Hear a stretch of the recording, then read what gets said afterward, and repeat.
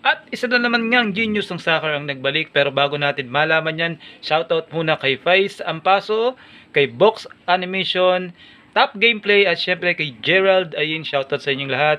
At yun na nga, episode 19 na ng ating season 1 ng Inazuma 11 cut version. Syempre, ang daming ang cut. At yun nga, kung di ka pa nakasubscribe sa ating channel, do click that subscribe button. At syempre, i-on lagi ang bell para hindi ka malalagpasan o hindi nyo mamimiss ang mga susunod pa nating upload. Again guys, may nagbabalik na nga at panoorin nyo to para malaman nyo kung sino siya. Diretso na tayo sa ating video. Ang muling pagkabuhay ng isang genius!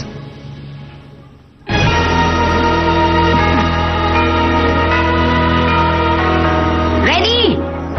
Okay!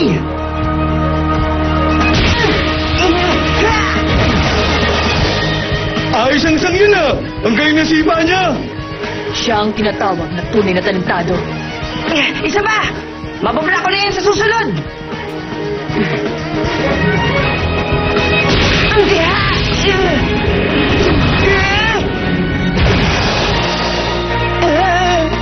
Yes!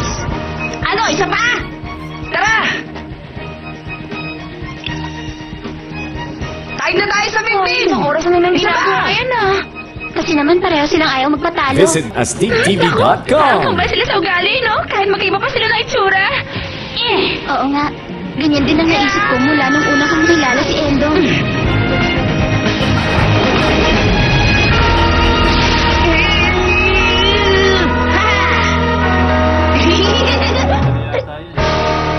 Good luck sa inyong dalawa! Ang galing ng team na ito! Maswerte ka at kapag soccer ka kasama ng magagaling na players. Naiingit ka, ano? Pwede na rin. Pero hindi matatalo sa kanila ang team ko sa Amerika. Alam mo, Chinose, masaya ako at bumalik ka na talaga sa dati. Oo. Sorry at pinag-alala kita. Hmm.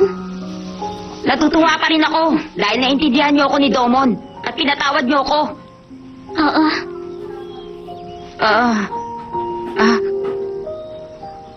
Siguro, Aki, may gusto ka kay Endo. Ha? Okay lang yun. Kasi gusto ko ang ugali niya. Mabait siyang tao. Pero Chinose, hindi ko naiisip si Endo sa ganung paraan. Huwag kang ganyan. Ay, naku. Tita Aki, Ha? Chinose. Endo, dapat may gawin tayo. Ang move mo? Oo, yung Tribe Pegasus.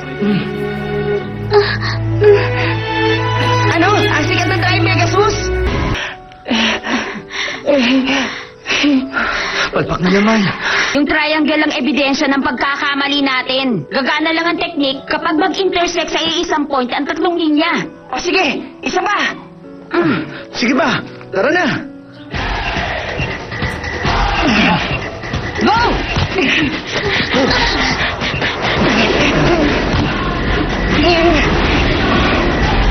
Ang Tribe Pegasus ay isang teknik kung saan kailangan ng tatlong player na tumakbo na mabilis at mag-intersect sa isang point para ma-concentrate ang power nila sa bola.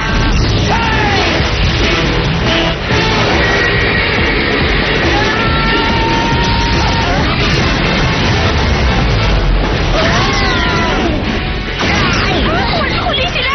Kaya niyo yan! Konti na lang! Pasensya na. Kasalanan ko ang lahat. Dapat magkakasalubong tayo sa isang point. Kaso medyo napalis ang posisyon ko. Matagal na natin yung sinusubukan gawin. Pwede naman natin itong itigil muna pero mukhang hindi ka susuko. Pakiusap! Subukan ulit natin! Pakiramdam ko magagawa ko na yun! Sige ba? Ako rin! Parang ayoko pang sumuko. Sabi ko na nga ba, sasabihin mo yun eh. Sige na nga. Sasali pa rin ako sa inyong dalawa. Go!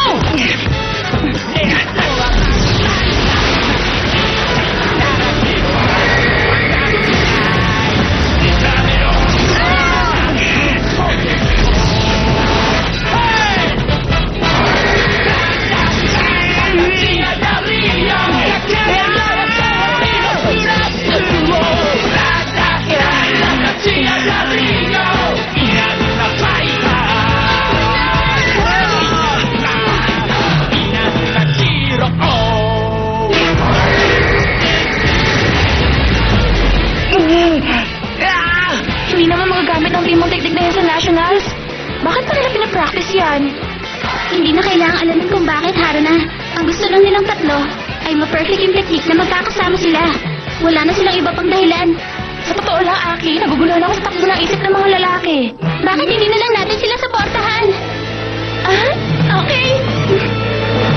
Kaya din! Bye! Sandali lang, Mamuro! Sa training po! Gusto namin ma-perfect ang Tri-Pegasus! Uwi po ako bago maghapunan! Si Mamul, Endo.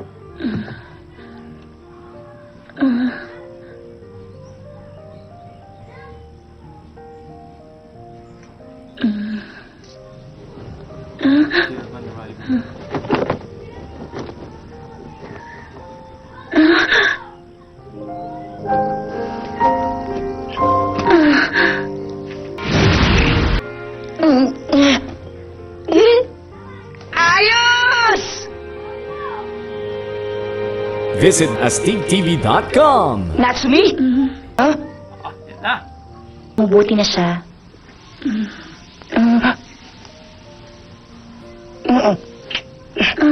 Halika!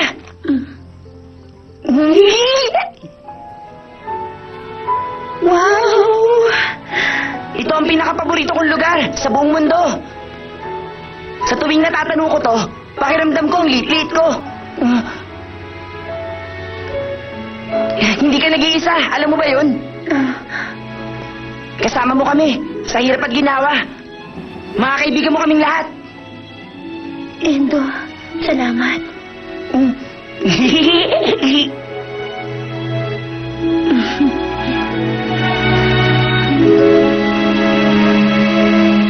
Kido, nakapasok sila sa semifinals.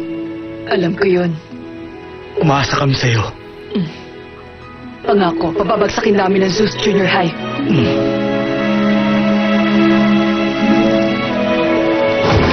Good evening po. Ha? Good evening, Aki! Tama lang ang pagdating mo. Tulungan mo ko sa pagluluto. Opo. Busy-busy ako dahil isa-isang dumarating ang member ng team. Gusto nilang lahat marinig ang kwento ni Ichinose. Ang galing! Mukha naman sabik silang napakinggan ng mga istorya niya. Masaya sila nilang lahat. Sana maging lalaki rin ako kahit ngayon lang. Para pwede akong makipagkwentuhan sa kanila tungkol sa soccer.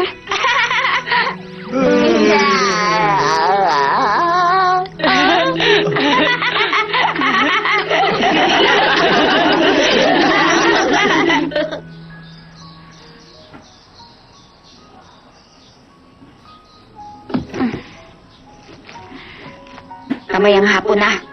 Ang flight ko pabalik ng Amerika. Kaya dapat ma-perfect namin ni Domon at Endo ang Tri-Pegasus.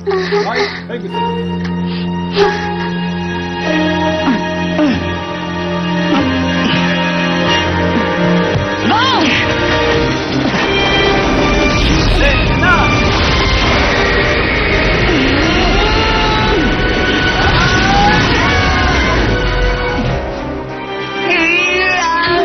Hindi ka na natin magawa.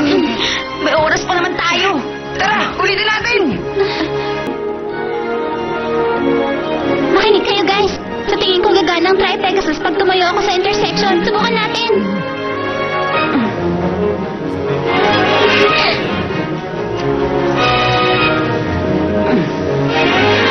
Endo, yung sinabi mo kanina, yun din ang sinabi ko kay Aki noon. Kung may naniniwala sa'yo ng buong puso, kikilos ka!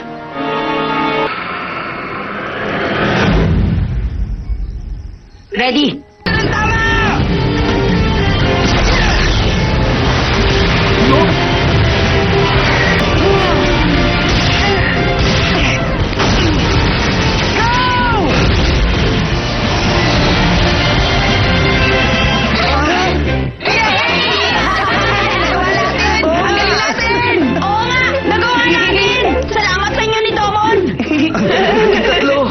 Oo, ang galing-galing ninyo.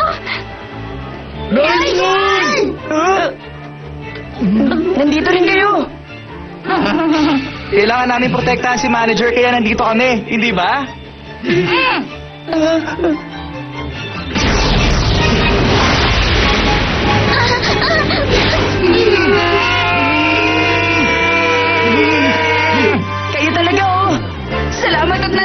sa'yo! Ang saya-saya! Hindi naman kailangan.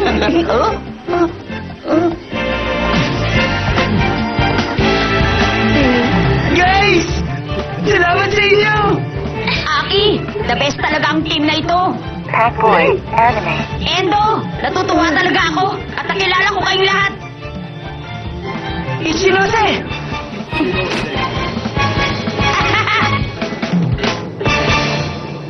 Visit AstigTV.com. Ichinose! Maglaro ulit tayo ng soccer sa susunod, ah! Oy, sige ba? Ichinose! Bakit nandito ka pa? Ngayon ko lang ulit naramdaman ang maging excited. Kaya, hindi ko pa kayang umuwi agad.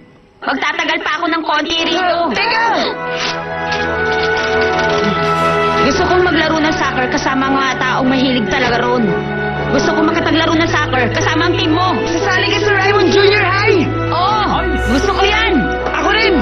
Aasahan ka namin! Ako din, syempre! Bakit, Haruna? Alam ko na kung sino ang susunod yung kalaban. Sino sila? Ang makakalaban yung team sa semifinals ay ang Kinukawa sa issue. Ang Kidokawa Sishu? Brought to you by At dyan na nga nagtatapos ang episode 19 ng season 1 ng ating Inazuma 11 kung saan yun na nga nagbalik na nga ang dating kaibigan nila ni Domon at ni Aki na si Ichinose, kung saan yun nga sinubukan nilang perfectuhin ang Tri-Pegasus na special technique na binuo nila noon, at yun nga kasama na nila ngayon si Endo sa pagbuo nun.